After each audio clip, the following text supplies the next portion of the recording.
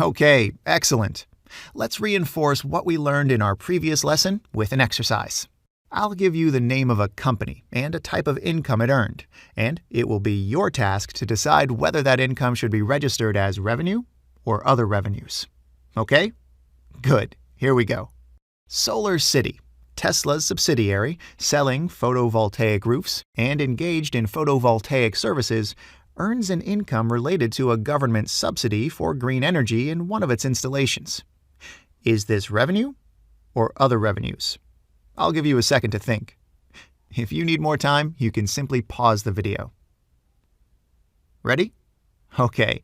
SolarCity's core area of activity is photovoltaic projects, which are often subsidized with a government fee. Building these plants and collecting this type of revenue is the firm's main business. Therefore, this is a type of revenue for SolarCity. I'm sure you got it, right? Here's the next one. Google, the global search engine leader company, earns an income related to the sale of electricity produced on the roof of its Mountain View headquarters building, where the company installed 1.6 megawatts of photovoltaic panels. Is this a source of revenue or other revenue? I'm sure you nailed it, right? Producing solar energy isn't Google's core business. It sells digital products. Therefore, this revenue will be registered as other revenue. This covers what we wanted to show here.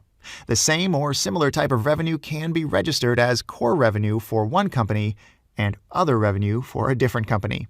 It depends whether the income earned derives from a firm's main area of activity.